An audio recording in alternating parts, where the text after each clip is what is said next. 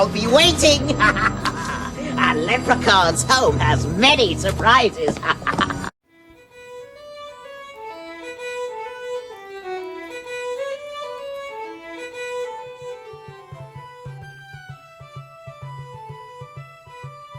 Oh, hey, Goblin Brigade. Happy St. Paddy's Day out there today, guys. You know, I was going to do this elaborate setup to where I'm eating at an Irish pub with my green screen back here, but I was like, man, forget all that. I'm super excited because of this recipe right here, guys. It's Anabolic Shepherds Pie. Check it out, y'all. I'm telling you, this is unfreaking believable. It didn't take me no time to make. It's a traditional Irish dish. Check out the cheese pool there. So guys, if you want to find out how to make this incredible recipe, give me a like, hit that subscribe, stay tuned, meet me back in the kitchen, and let's talk about it, Brigade.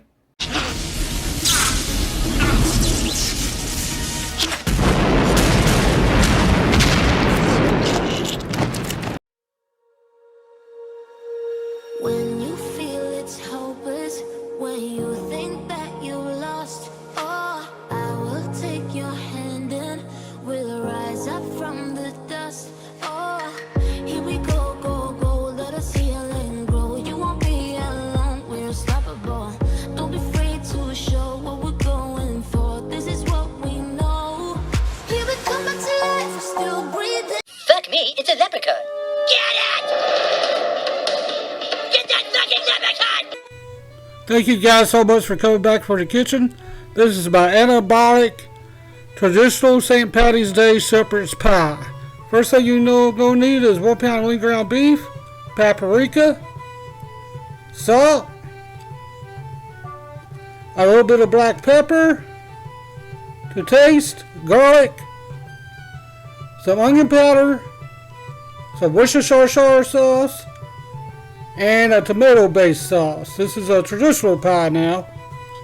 I rarely use measurements for seasoning. Once you have that meat cooked, you're going to want to drain off all the fat inside the sink and inside of the strainer. Shake all that excess grease off.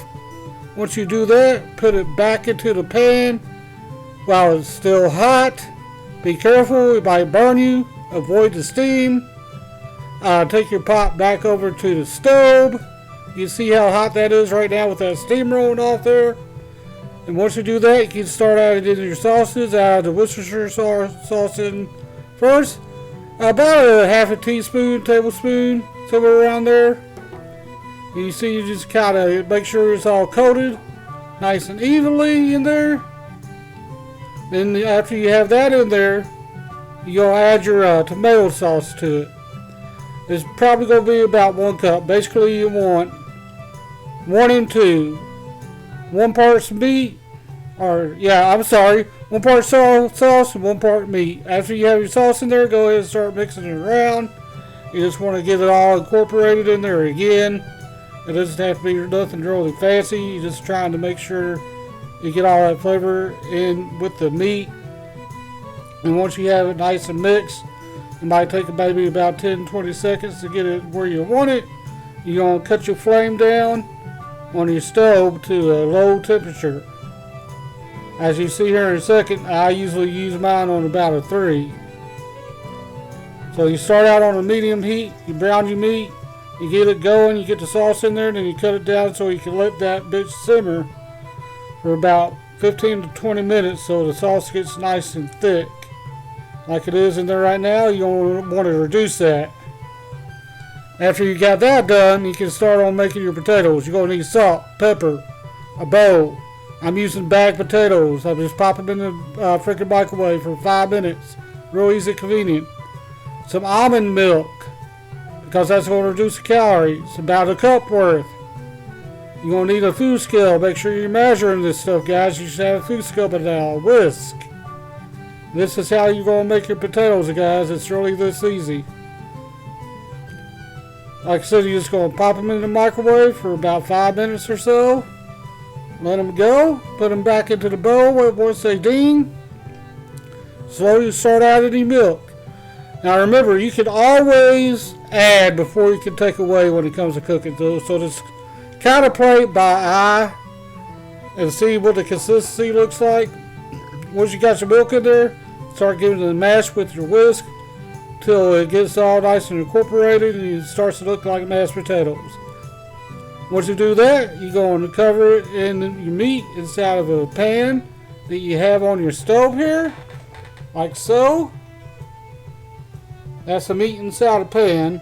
That was the potatoes on top of the meat. Preheat your oven to 450 degrees, like so.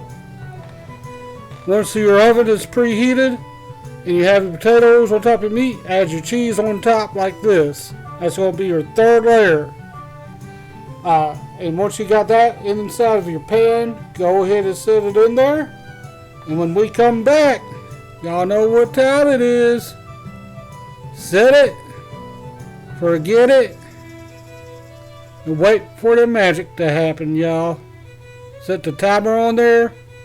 You want to go for about 18 minutes where it gets that nice golden brown. That's why we use that Parmesan cheese for, so it can get all nice and bubbly. That's the good thing about Parm. That's what it kind of does. And once you do that, guys, all you do is wait.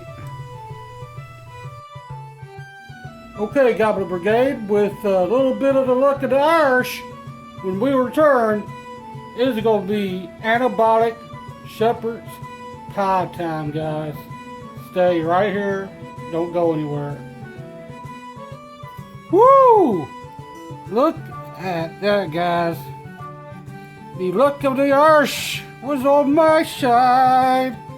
Anabolic Shepherd's Pie. Woo! Man, we just knocked that one all the way out of left field, Gobbler Brigade. I'm a Spooky Goblin. Happy St. Paddy's Day to everybody out there. That turned out so good, I'm about to cry. May the luck of the Irish be on your side.